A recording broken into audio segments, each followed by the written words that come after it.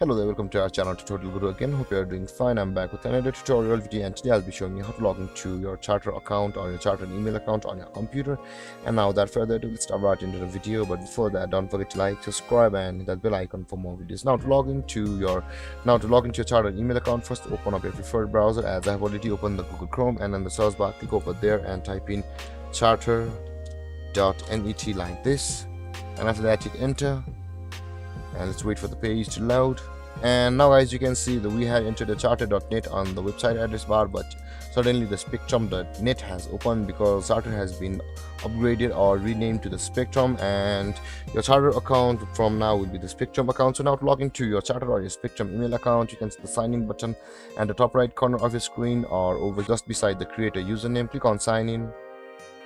And after the page loads, you'll be required to enter your username over here, and after that enter your password over here, and then fill the captcha by clicking over here on I'm not a robot and click on sign in to log into your Charter or your Spectrum account. Or if you have forgotten your username or your password of your Charter account, click on forgot username or password to go to a procedure to retrieve your username or password depending on which one you lost.